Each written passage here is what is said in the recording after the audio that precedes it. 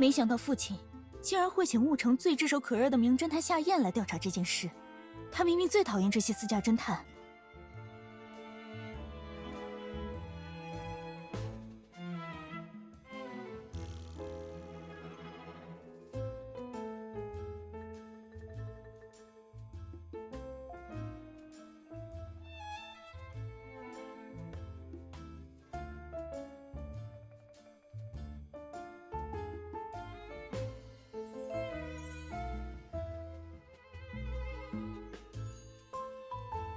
不好意思，请问我们认识吗？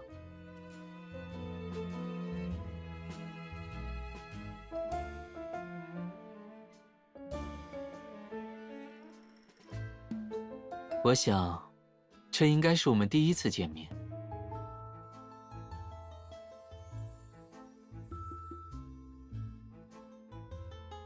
是，不过这个名字在贝克伦很常见。我想您应该认错人了。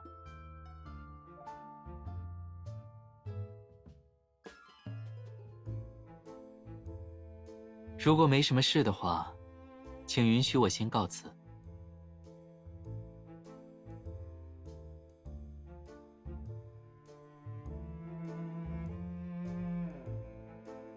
你说，他会查出绑架案是假的吗？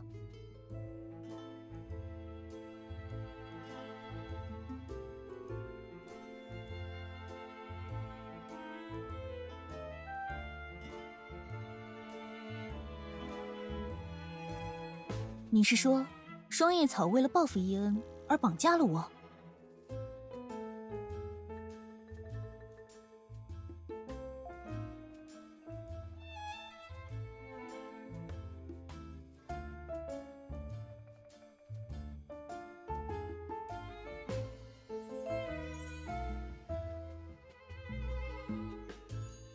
希望一切可以顺利。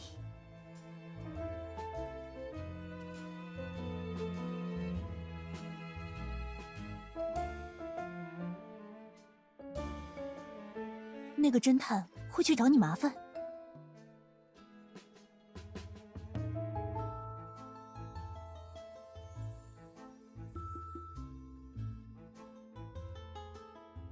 不会有问题吧？我知道你能做到，可我……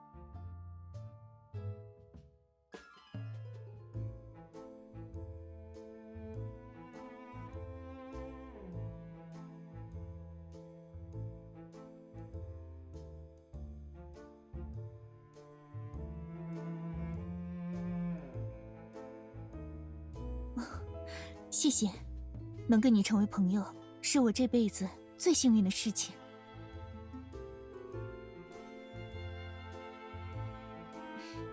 当然记得，那时你好像有点不习惯，还因为自己重要的人没有给你回信而闷闷不乐。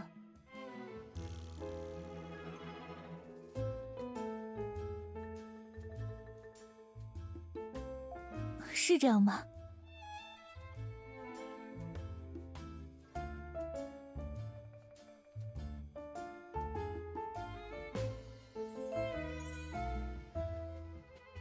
我一定会的。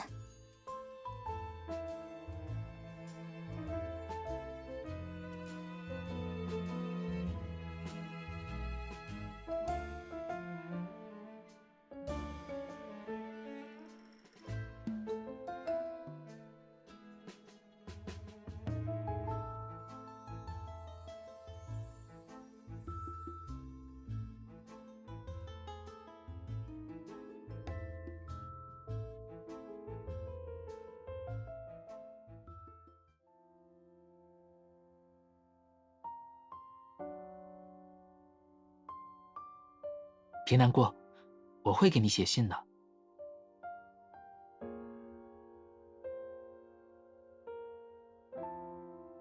我什么时候骗过你？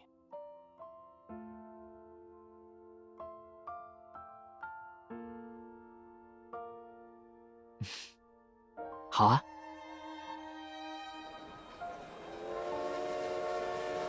我要下车了，路上小心。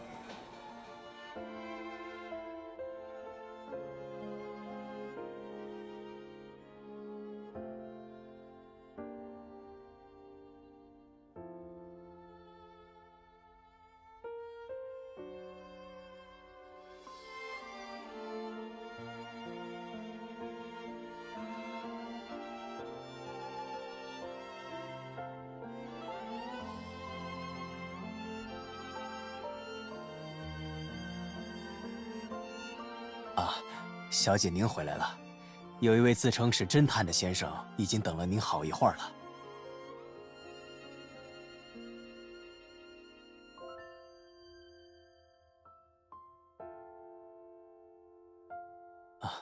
我把他请到了客厅，需要我让他先离开吗？我看您脸色不太好。是，小姐。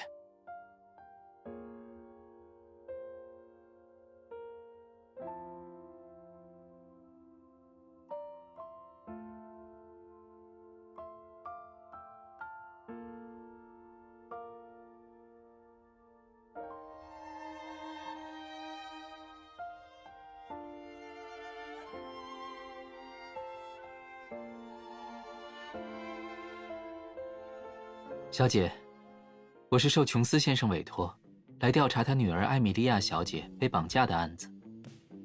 他告诉我您是艾米莉亚的好友，方便问您一些问题吗？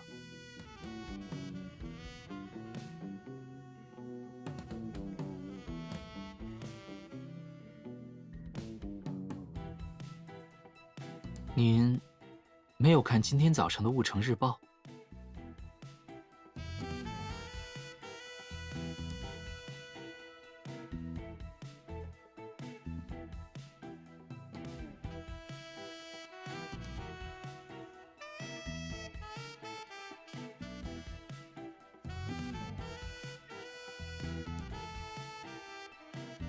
案发现场除了有点乱以外，完全看不出是被绑架，反而更像是艾米莉亚主动离开了别墅。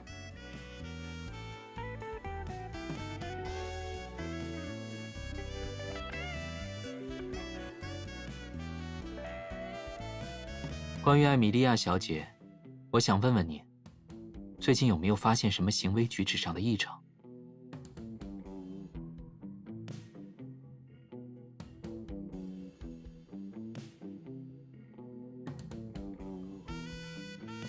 那您还记得当时他跟您说了什么吗？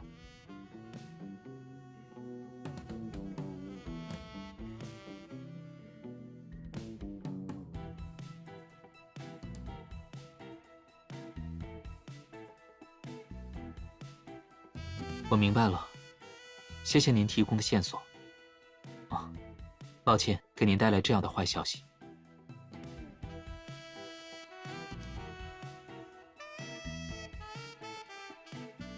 是的，琼斯先生很担心艾米莉亚小姐，我想再去别处寻找线索。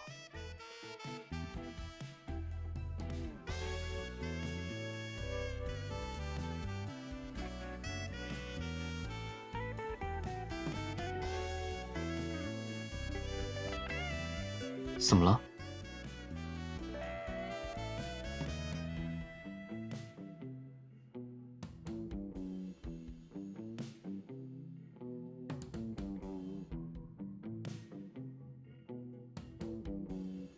跟在我身边，对您来说并不一定是好事。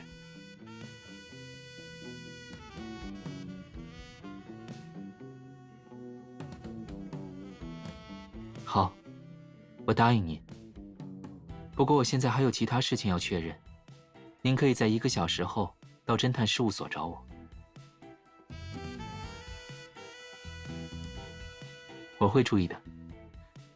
那1小时后见。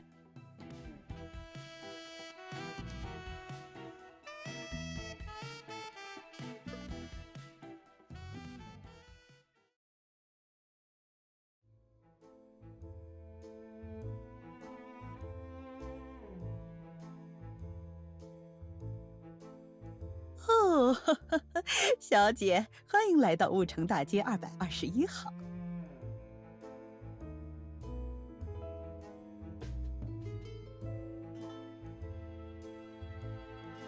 你好，我是夏衍的房东，你可以叫我斯塔布斯太太。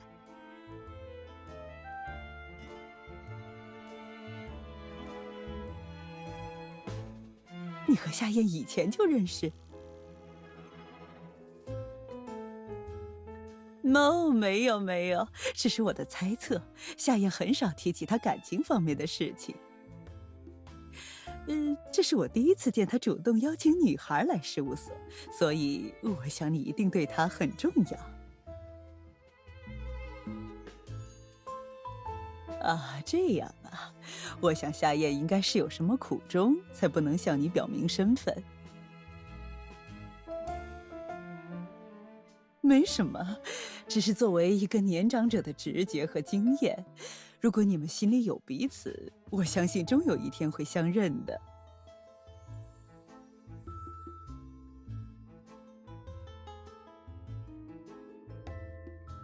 哦，夏衍的房间就在那边，他提前叮嘱过，如果你来了，直接进去就好了。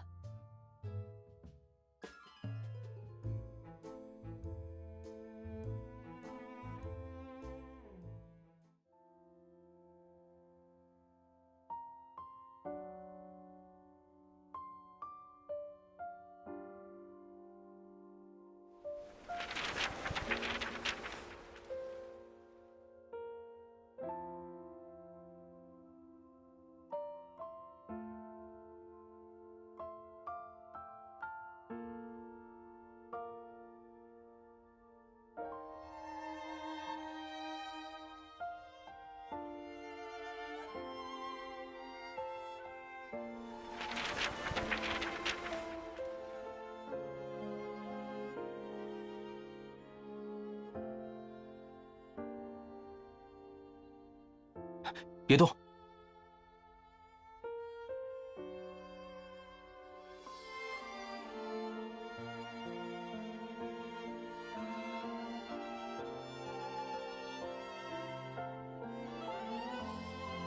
没想到这么快就到了我们约定的时间。不用了，我已经忙完了。正好，我有关于艾米莉亚小姐的好消息要告诉你。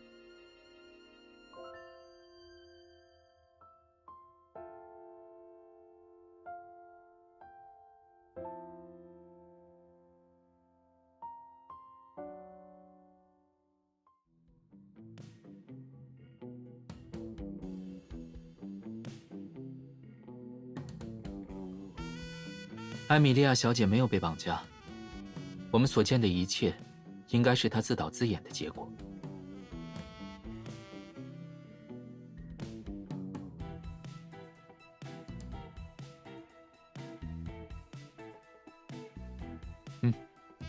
这是一份关于艾米莉亚小姐和伊恩勋爵婚约的调查报告。艾米莉亚小姐的家庭很传统，婚事只能听从她父亲琼斯先生的安排，对吗？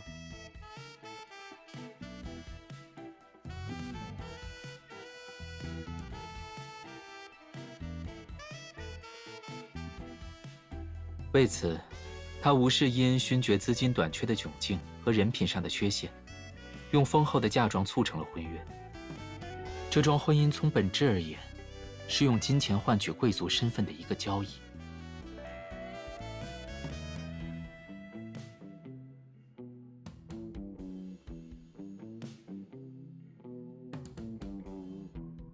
如果仅仅是这些，恐怕还不足以让艾米莉亚小姐下定决心。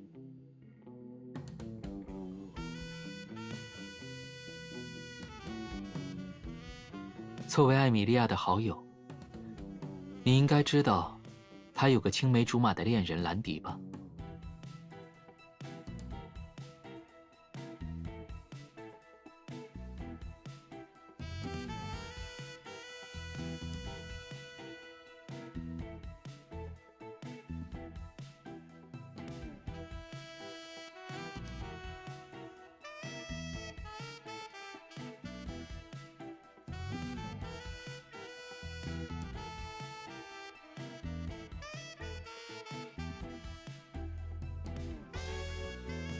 我认为婚姻应当建立在爱和相互理解的基础上。以利益为开端的结合只会走向悲剧，尤其是在艾米莉亚心有所属的情况下。她如果被迫与伊恩结婚，除了不幸，我想不到其他结局。既然连你我都这么想，那兰迪在得知艾米莉亚被迫嫁给伊恩勋爵时，一定更痛苦。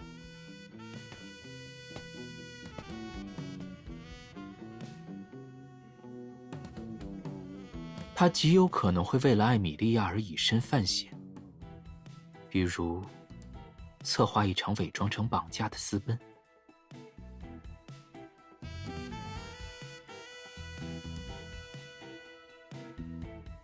为什么不可能？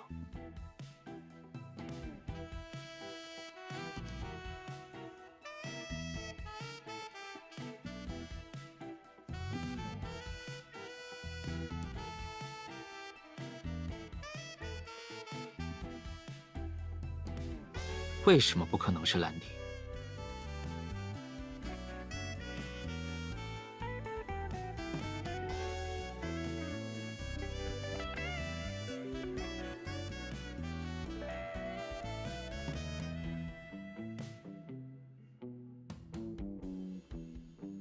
所以你的意思是，帮助艾米莉亚的另有其人？那这个人会是谁呢？他不仅知道所有的内情，还十分同情艾米莉亚和兰迪。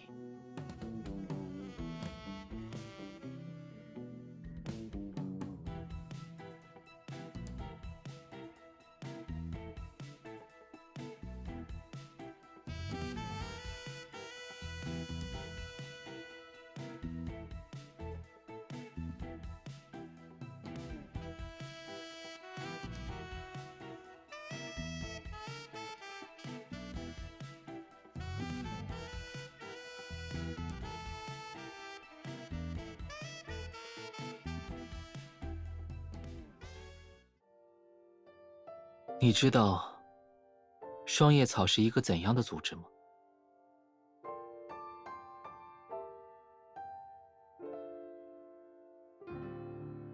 还有呢？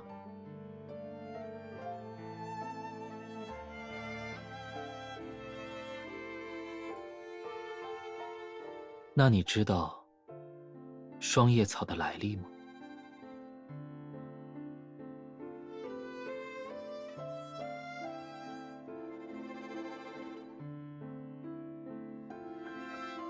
是啊，报纸不会报道双叶草的来历，因为他很清楚，读者并不在乎一个组织的来龙去脉，他们想要的是夺人眼球的噱头，这样才能保证报纸的销量。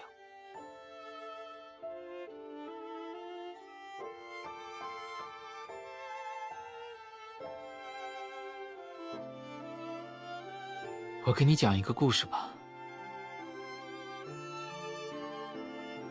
大概在20年前，贝克伦有一个年轻人，他出身底层，熟读法律，经常无偿帮平民们打官司。但很快，他就发现侵害平民的都是当地的贵族。为了对抗贵族，他成立了双叶草。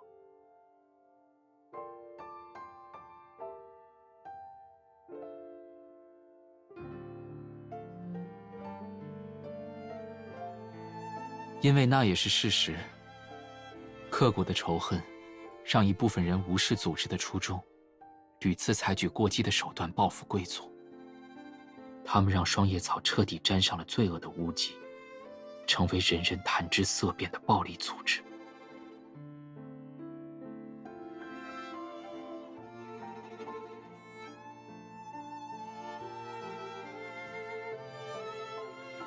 他想，但当时他已经病入膏肓，身边只有一个养子和少数没有反叛的旧部。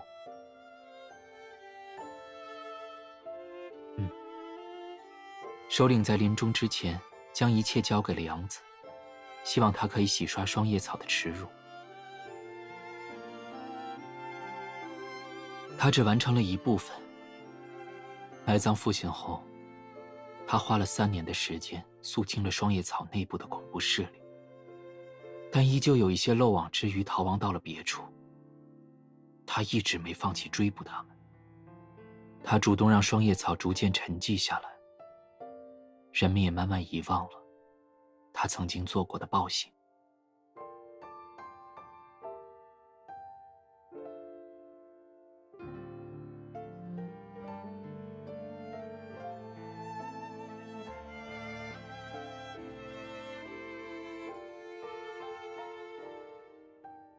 因为我这几年一直在调查双叶草组织，而且除此之外，我还查到许多关于双叶草的隐藏信息。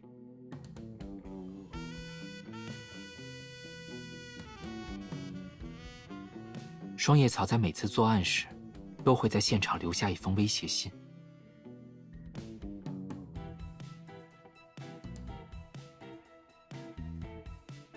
没错，每一封威胁信的落款都是双叶草的图案，很好辨认。而在艾米莉亚小姐周围，我没有发现这封信。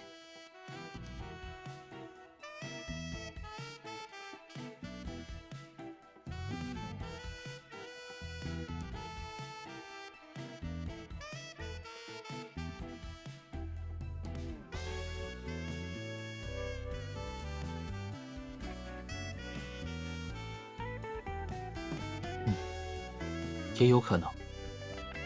虽然我和警察在现场里里外外翻过几次，都一无所获，但人总有疏漏的时候。保险起见，我们现在就去现场再搜查一遍吧。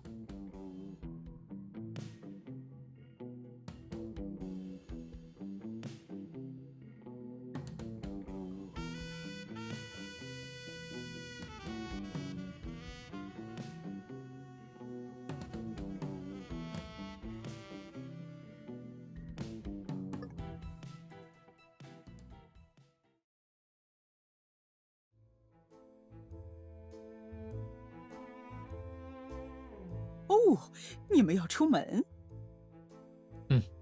有点事情要去办。斯塔布斯太太，能麻烦您帮我把这封信送给《乌城日报》的主编戴维斯先生吗？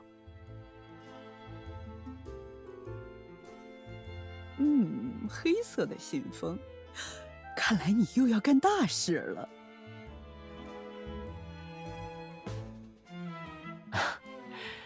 所以，这件事只有交给您去办，我才放心。哦，既然我们名侦探都这么说，那我一定亲自把信送到戴维斯先生手中。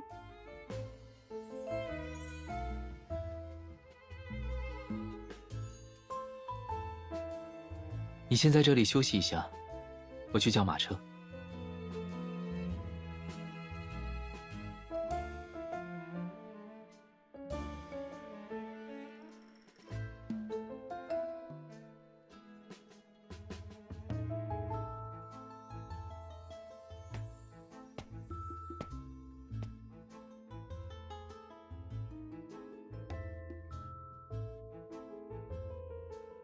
马车到了，我们下去吧。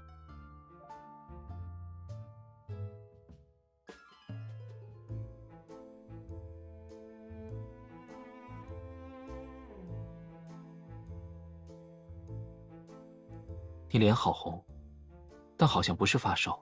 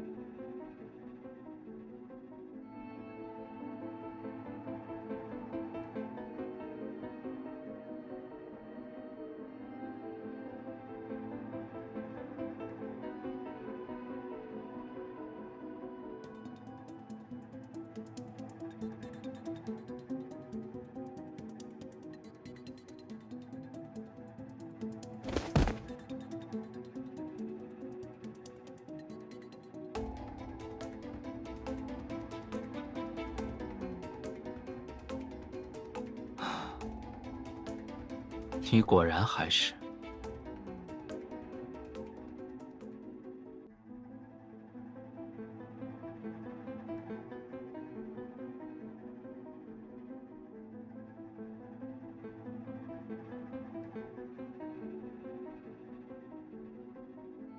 你觉得现在我还需要你的解释吗？一开始我以为这件事是艾米莉亚和兰迪策划的，你最多只是知情而已。但你一次又一次刻意引导我去查双叶草时，我就猜到你也参与其中，只是没有证据。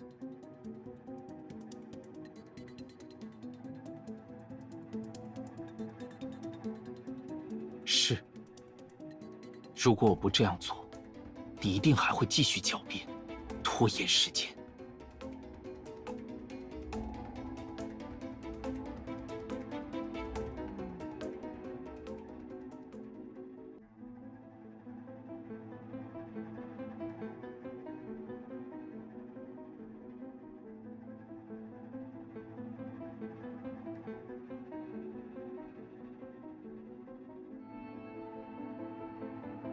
为什么要模仿双叶草？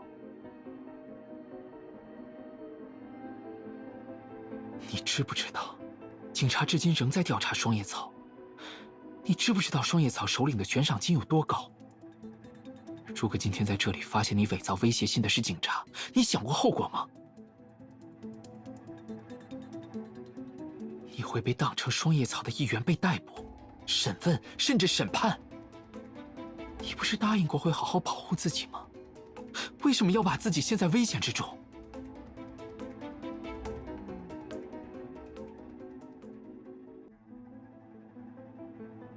我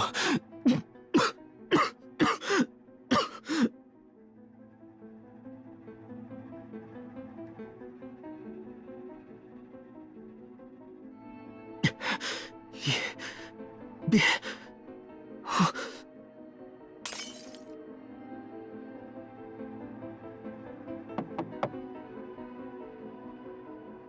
夏侦探，怎么了？你们还好吗？我进来了。出去！可是，我说出去！好，我马上出去。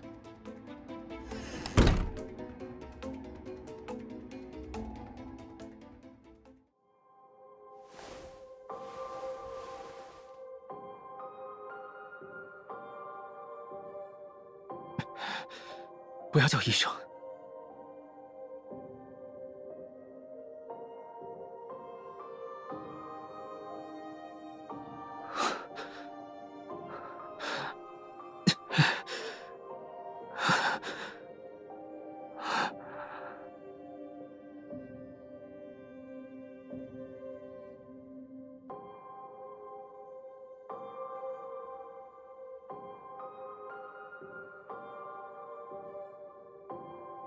别走，对不起。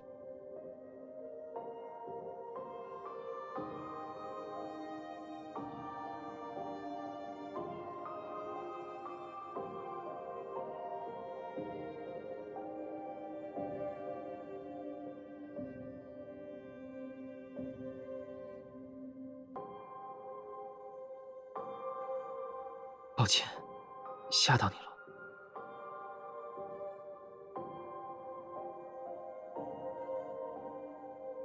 一点旧伤而已，没关系的。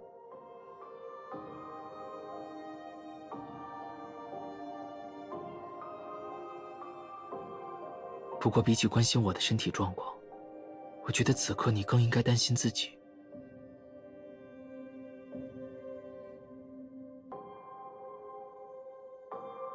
你参与了艾米莉亚的绑架案，帮助她和兰迪私奔，为此甚至不惜伪造线索。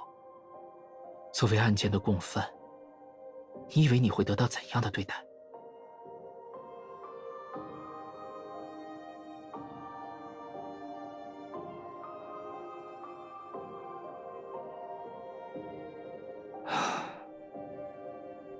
我会帮你的。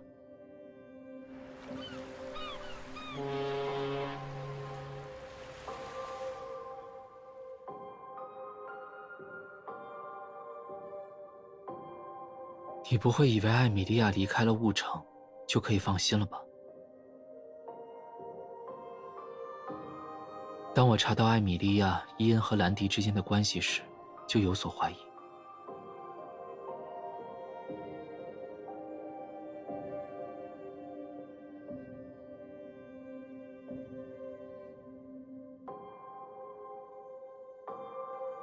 难道你没发现，在你的计划中还有一个漏洞？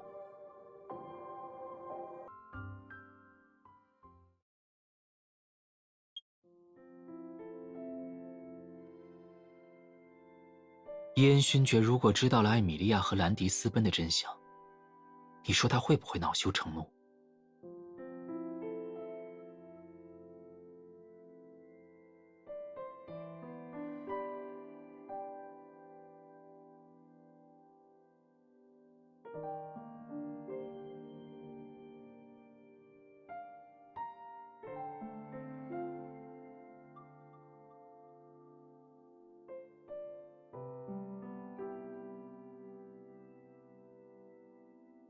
那你呢？你帮他们实施了这个计划，伊恩找不到艾米莉亚和兰迪，他肯定会迁怒于你。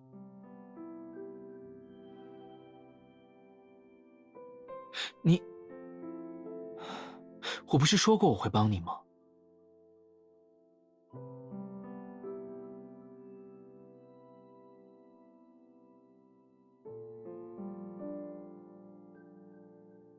现在还没有到告诉你理由的时候，我们先商量应对的方案吧。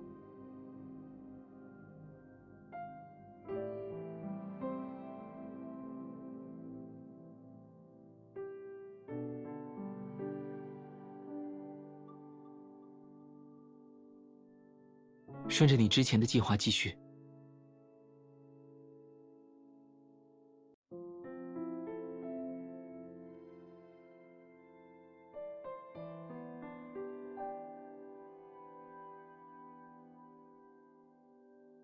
你之前刻意将绑架案引到双叶草身上的目的是什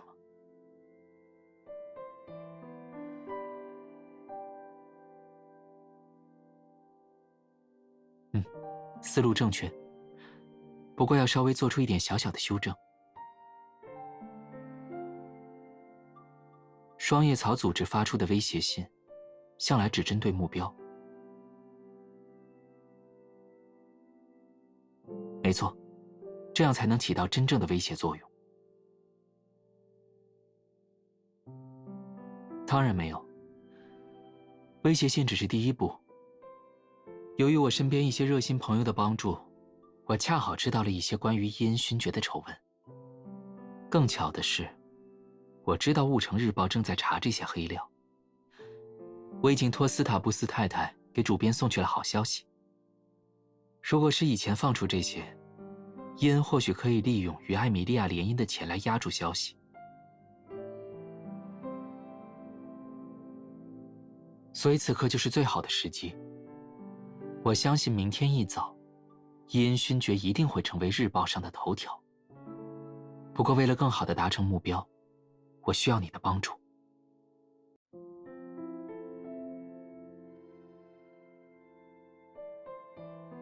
我希望你能扮演我的舞伴，和我一起参加伊恩的舞会。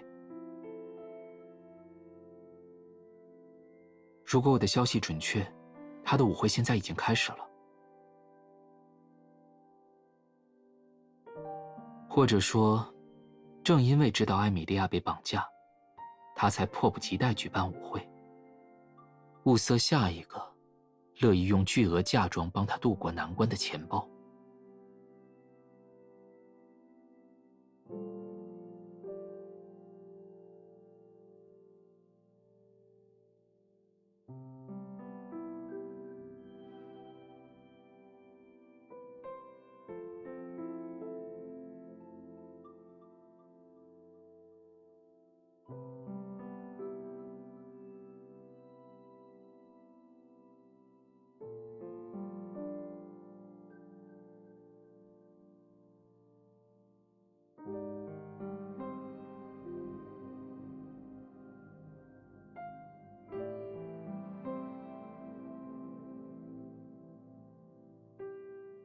我们等这支舞结束后，再设法把东西放在他身上。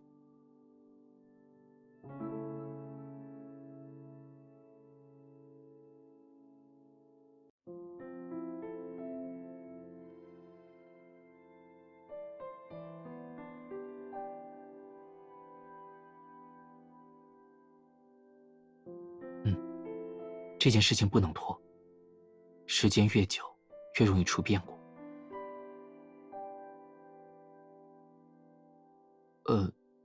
这确实也是个办法。不过，我并不擅长跳舞，贸然进入舞池，恐怕会弄巧成拙。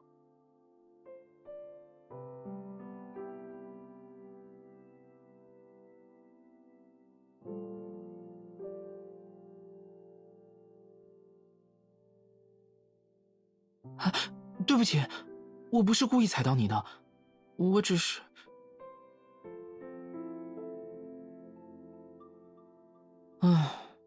可能我真的没有跳舞的天赋吧。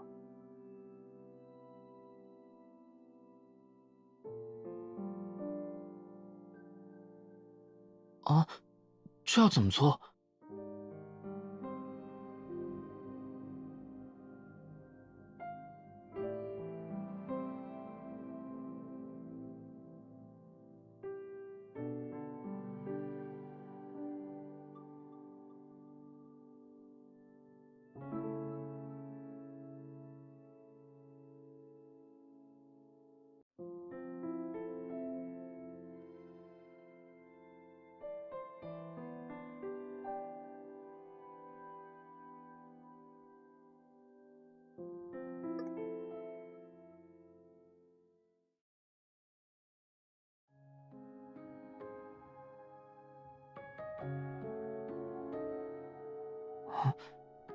这首曲子，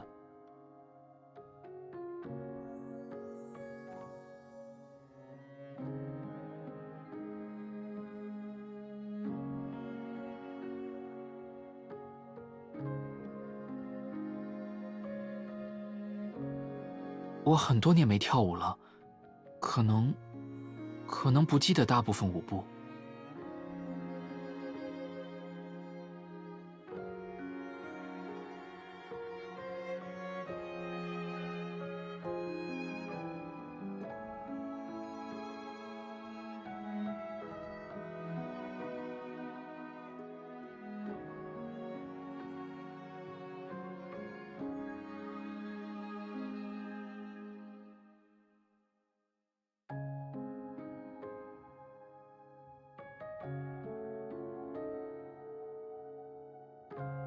等下一个小节开始，我就会行动。你按照舞步继续跳就好。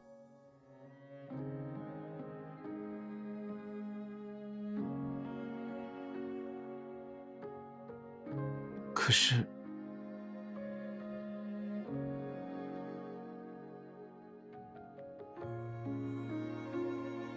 不是，我。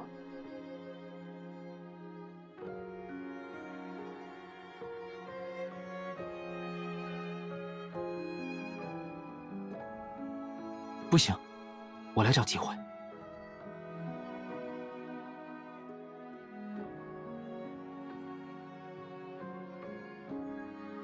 不要！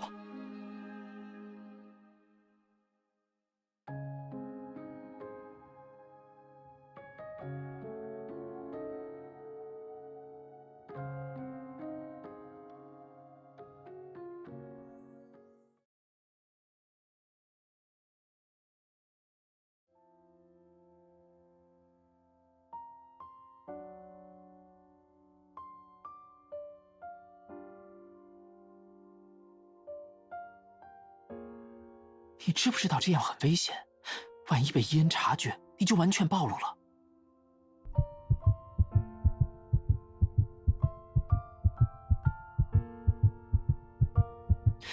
那你有没有想过？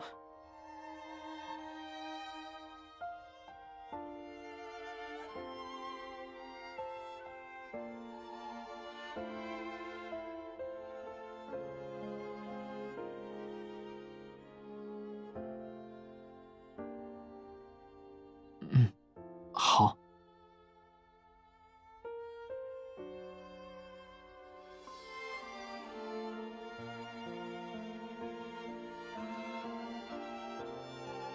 你怎么这样看着我？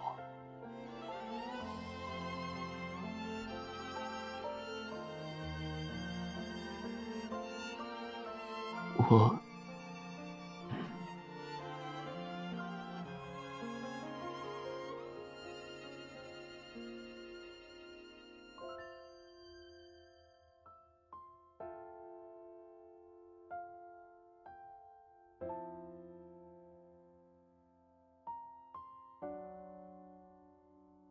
哎，当心！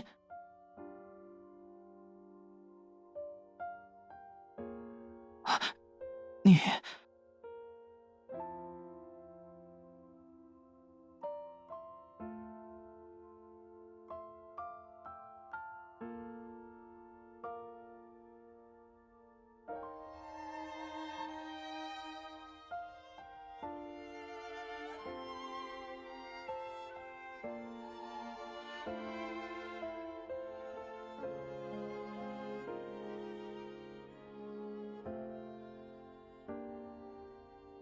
你刚刚为什么要亲我？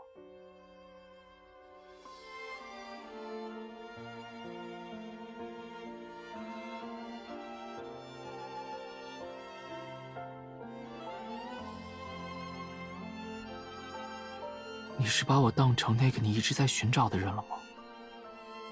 你不打算等他了？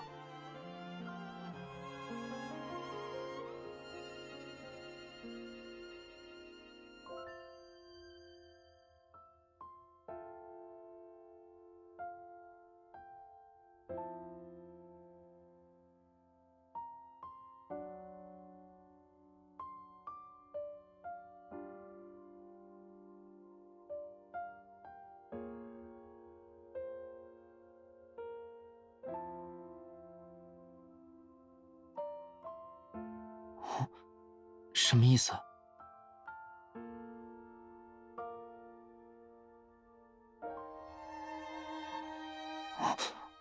舞步？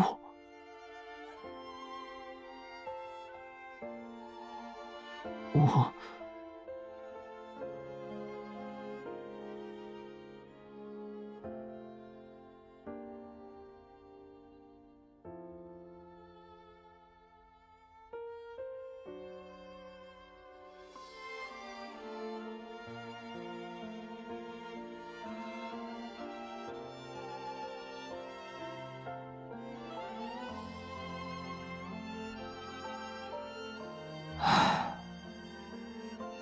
我早就应该明白，自己不该贪心接近你。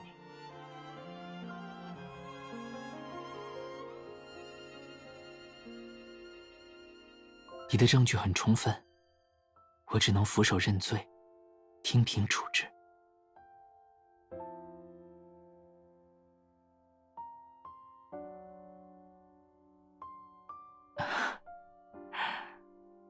我保证。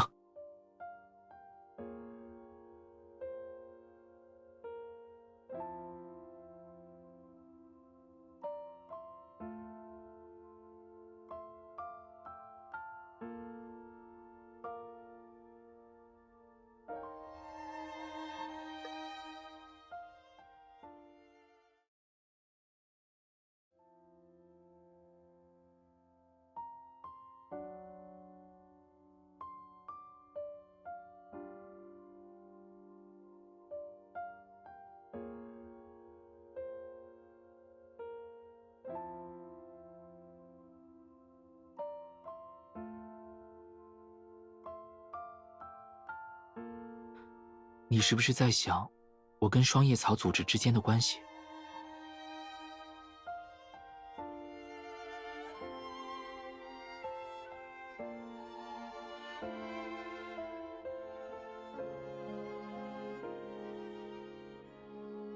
因为除此之外，你应该想不到其他我不愿意和你相认的理由。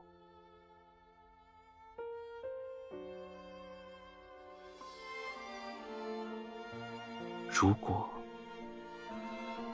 我是双叶草的人，你会害怕我吗？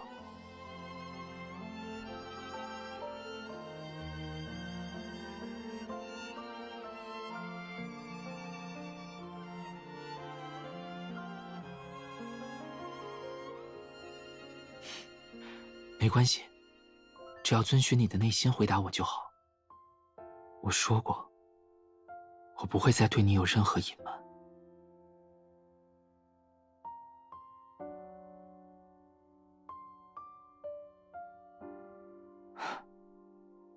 意料之中的回答。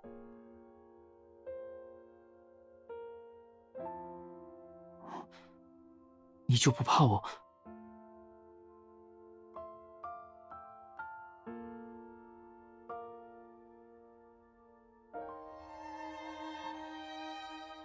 雨下大了，我们先回去吧。我会把关于我的一切，原原本本的都告诉你。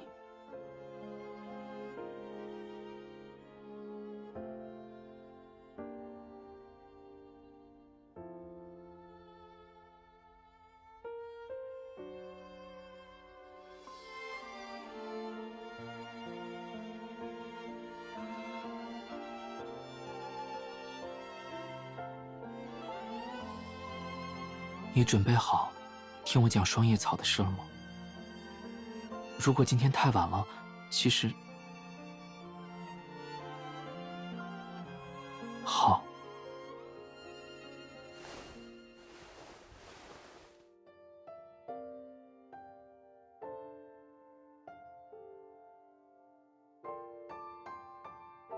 没错，这是每个成员加入时都会纹上的证明。那年，你被收养后没多久，我也被收养了。那只是他表面的身份，其实他还是双叶草的首领。他收养我，是为了把我培养成继承人。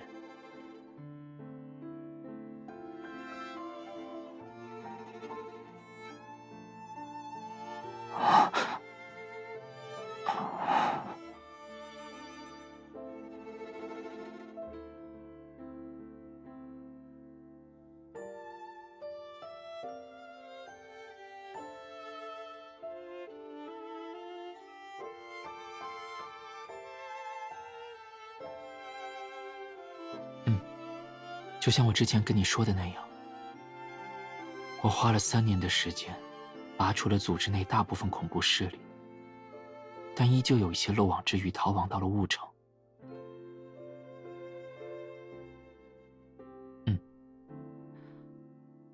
我在雾城以侦探的身份暗中调查，揪出隐藏的反对者。他们早已不再是我的同伴，会用比对付敌人残忍100倍的方式对付我。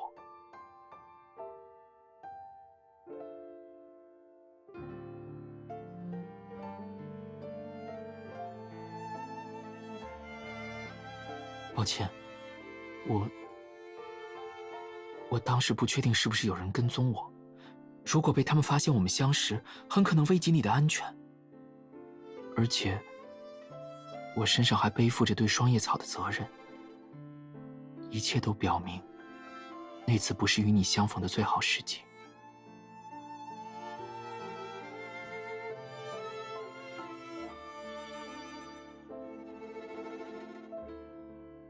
按照我原来的计划，现在当然不是最好的时机。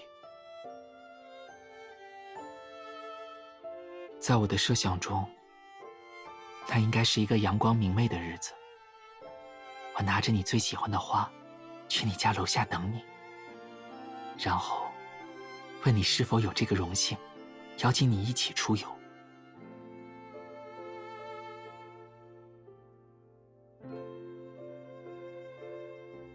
可我没想到接近你之后，就再也无法和你退回到相认之前的关系。我以为答应留你在自己身边，直到案件结束不会出什么大问题。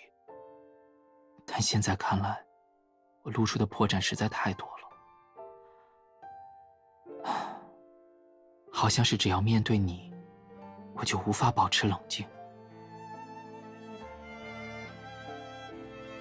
因为那并不是我第一次在雾城见到你，我早就做好了偶遇的预案。在我抵达雾城的第一天，我就找到了你。当时你和艾米莉亚在公园游湖，我就站在岸边的树荫中看着你，直到夕阳西下。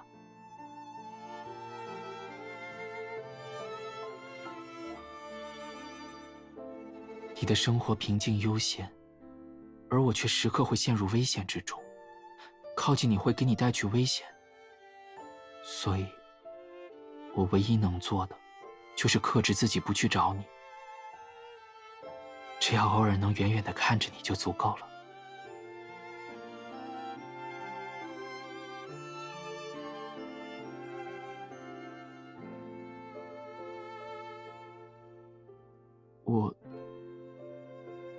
我知道，半年前我们偶遇时我就确认了，你的眼神从最初的欣喜到逐渐失望，每一丝情绪的变化我都看在眼里。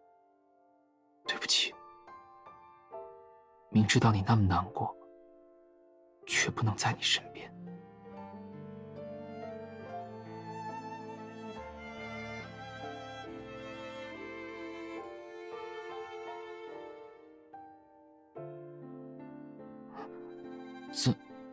怎么了？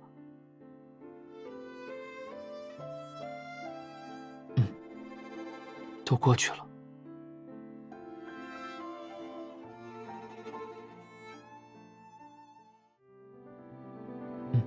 问吧。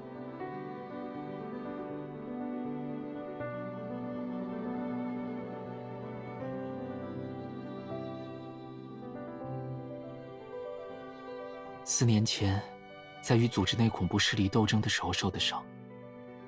平时只要情绪稳定就不会有事，但那时我知道你伪造了威胁信，太过着急才会复发的。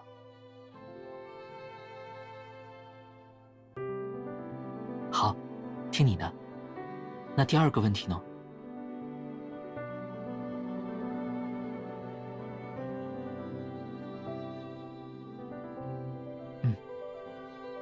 我知道艾米莉亚是你的朋友，担心你也会牵连其中，所以主动向琼斯先生自荐。后来答应你留在我身边，除了想要靠近你，也是为了更方便保护你。只是我没想到你那么大胆，不仅牵连其中，竟然还是主谋。不过，谢谢你，帮我最后一次用了父亲的手法，让作恶的贵族付出代价。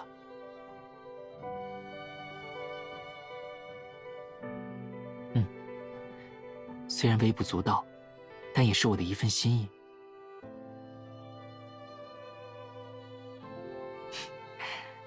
还有最后一个问题。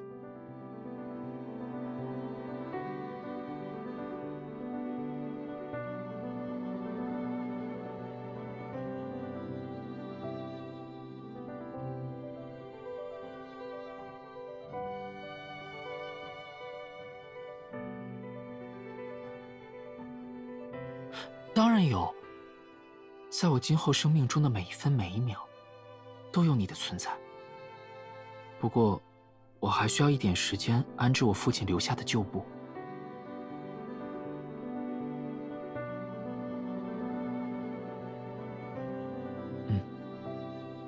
有些东西一旦染上了罪恶，就无法洗净。我知道，双叶草再也不可能恢复成父亲期待的样子。但他的初衷会通过侦探事务所继续延续下去。我会以侦探的身份继续帮助有需要的平民。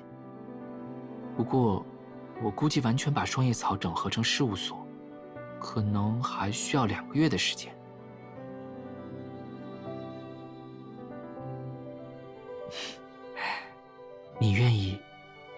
等我2个月吗？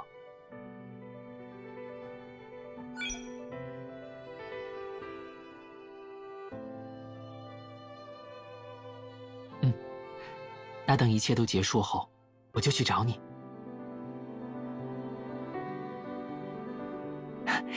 一定。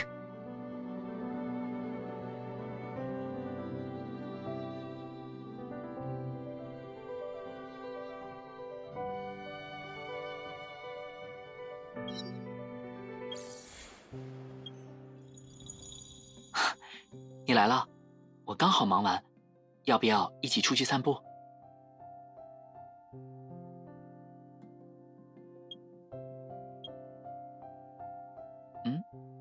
怎么一直看着我的胸针？是不是觉得很熟悉？你当然见过了，它的原型就是我们以前在孤儿院时常去的那间阁楼的钥匙。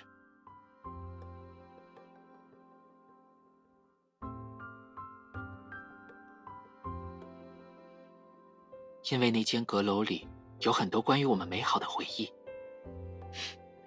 你就是在那里教我跳舞的。我就想，在我们分开的日子里，我每天带着它，不就像是把我们的过去一直随身携带吗？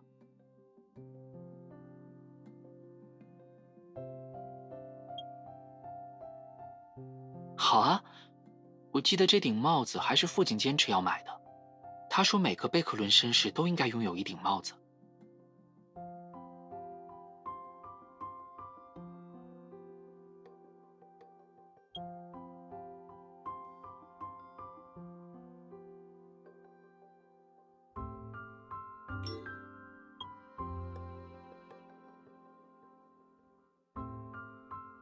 没有啊，你怎么会这么想？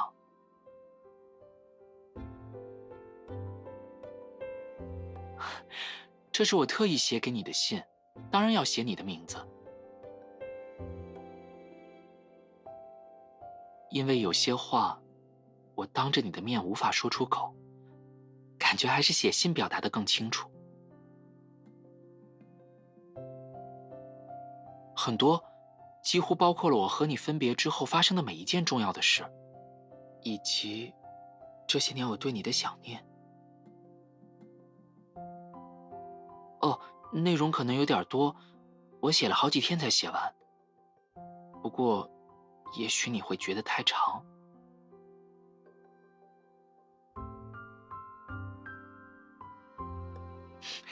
那就好。不过你看完后，可以给我写一封回信吗？写什么都可以，不用在乎长短。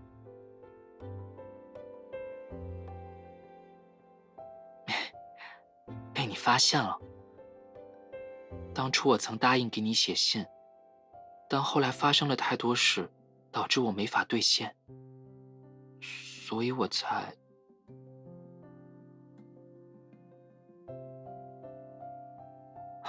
当然好啊，我刚刚还以为你会劝我不要拘泥于过去的事情。